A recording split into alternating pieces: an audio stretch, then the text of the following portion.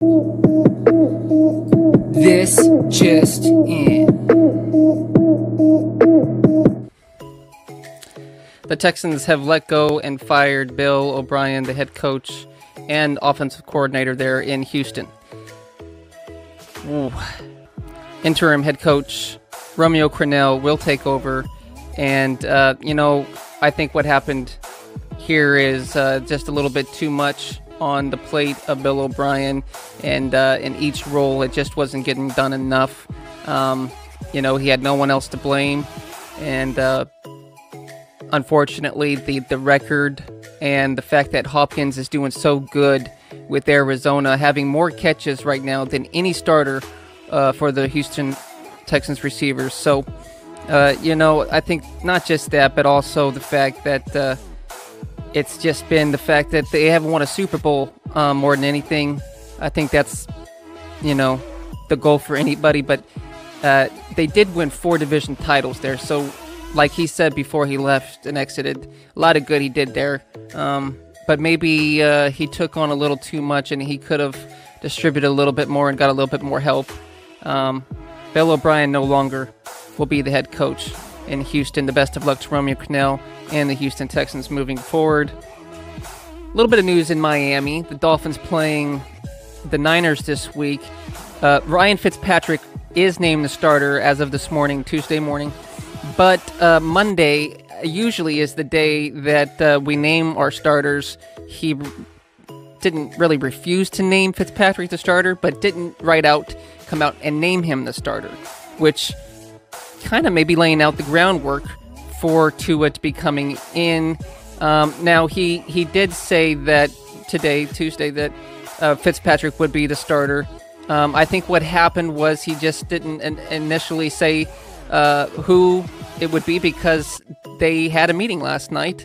And in this meeting, quarterback meeting, coaches meeting, they discussed, the future and who would be starting. And at that point, it was named Fitzpatrick. Fitzpatrick coming out and saying, he realizes the time is soon for Tua. We're seeing Joe Burrow, right? He just got his first win with the Bengals. We've seen Justin Herbert.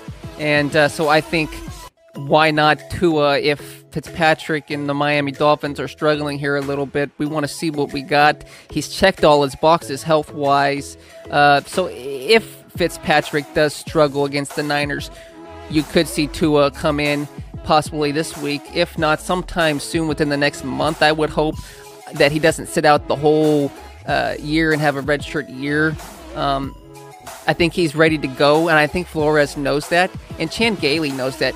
Chan Gailey, the offensive coordinator for the Miami Dolphins, has linked up with Fitzpatrick in the past with other teams and now present in Miami, and he likes Fitzpatrick, and he likes him for this week. But he also said about Tua that he's ready to go at any play and could be coming in at any play. So something to keep an eye on there in Miami. Could the new car be coming out of the garage for the Miami Dolphins? That car being Tua Tagovailoa. Let's go on to Jay's Week 4 review. And the Broncos beating the Jets. Adam Gase not losing his job there in New York for the Jets. Could he possibly be on the hot seat, though, if he continues to lose? The Jets are 0-4. I picked the Jets to win this one because of that very factor, and the Broncos had a backup quarterback for this game come in, and a backup, right? Actually, third stringer. But 37-28, the Broncos were able to rally around their quarterback, and the Jets losing Sam Darnold struggling maybe a little bit, but not really too bad. And you just wonder what's going on with the Jets there. Definitely could be on their way to having the first pick overall in the draft next year. That's still yet to be seen. Moving on, the Saints 35, the Lions 29. Drew Brees just getting the job done there. Matthew Stafford, coming up short yet again. And these Lions, man, I tell you, they have a great run game, but they don't get to run a lot because they get to pass in or behind. And but you could see goodness in Adrian Peterson, their tight end, doing a great job. But the Saints overall with Kamara and Breeze. It was just too much for them to handle. The Chargers 31, the Buccaneers 38, and you almost thought that Justin Herbert would have had a win here, but Tom Brady coming back from a 24-7 deficit. He also threw a pick six early in this one, but he also threw 5 TDs to end the game. It's not how you start, it's how you finish. Tom Brady, TB, won this game for TB. Tom Brady won this one for the Tampa Bay Buccaneers, 38 over the Chargers, and Justin Herbert 31. Jaguars losing to Joe Burrow and the Bengals. Joe Burrow getting his first win, 33-25 over the Jaguars. And, Mixon also having a really good game. Shout out to Joe Mixon in my fantasy, man. He just scored 40-something points. Awesome. Vikings, Texans. The Vikings winning their first game over the Texans, 31-23. And these two were winless. Now the Vikings having a win under their belt. And again, Romeo Crennel will be taking over for the Texans moving forward.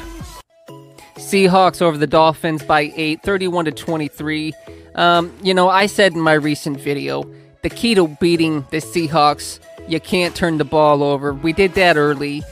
Whether that was, a tipped interception or not at first, or whether we did step over that line, we didn't, but the review didn't go our way, that's okay. But we shot ourselves in the foot. It ended up being too many mistakes, too many turnovers, and just not, there was also another interception later on by Fitzpatrick, but we lost this one. Browns, 49. Cowboys, 38. Cowboys just letting up way too many points on their defense, and the Browns' offense just spectacular.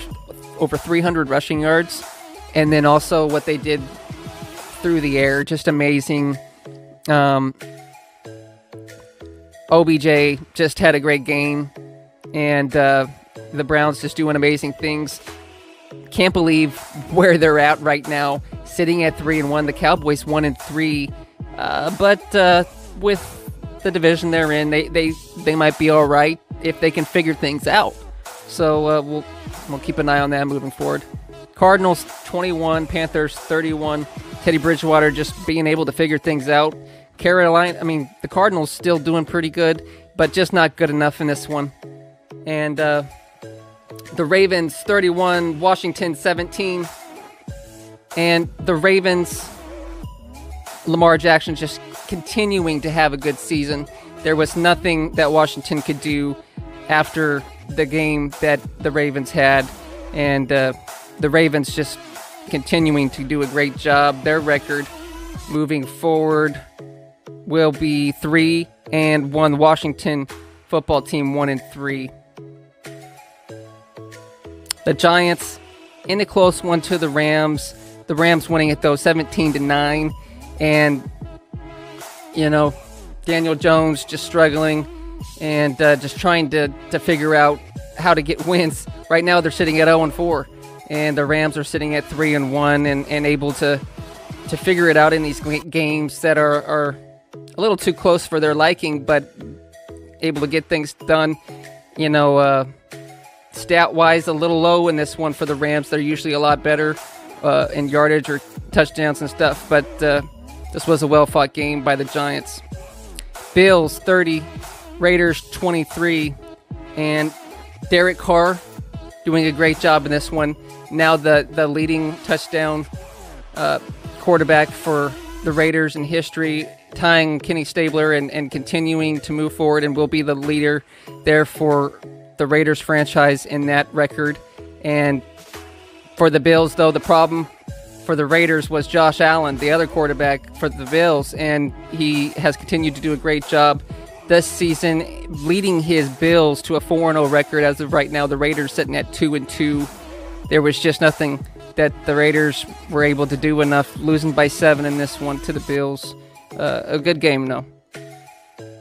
Colts 19, the Bears 11. Nick Foles losing to Phillip Rivers' Colts. Phillip Rivers and the Colts doing a great job this season. A little surprised by that 3-1 and the Bears sitting at 3-1 as well. You know, Phillip Rivers continuing to do what Phillip Rivers does out there, smack talk and all. I love it. Eagles coming out with a late game pick 6 to win this one over the 49ers. Mullins throwing that pick 6 late. Eagles 25, Niners 20. CJ Beathard came in there at the end. It was a little too late. Carson Wentz threw a fade there at the end to win it for the Eagles as well. You know, this was a pretty good game. Jimmy Garoppolo coming back, though, for the Miami Dolphins game coming up here next week. Miami Dolphins and the 49ers will be playing, and you have to wonder if Jimmy G is rusty or if he is exactly what the Niners are missing from that last week. So, Patriots, Chiefs. Patriots sitting at 2-2 now. The Chiefs winning this one 26-10. And now sitting at 4-0. Patrick Mahomes, Tyreek Hill, a little too much for the Patriots. Oh, and yeah, Cam Newton didn't play, so that was very, very noticeable out there. The Patriots not only scoring just 10 points, but, you know, Brian Hoyer looking more like a blocker. I mean, he had a hit out there. It was awesome, but, you know, also a pick 6, had to get pulled. Put Stedham in there. You know, it was just towards the end of the game, and it was just a lackluster performance by the quarterbacks. Something that we thought we would see after Tom Brady left, but they had Cam Newton. Well, not against the Chiefs there Monday night. So it was very, very noticeable. And if you could see past the mask and into the eyes, at least up here on Belichick, you could just kind of feel the frustration coming off of him. Falcons losing to the Packers.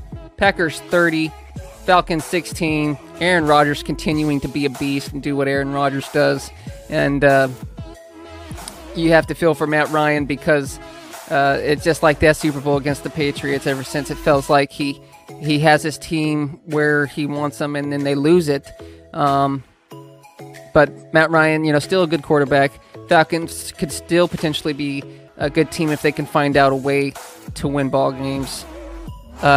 Don't forget to like, subscribe, and comment on these videos. Help the algorithm and help out the channel. Jay White II, this just in.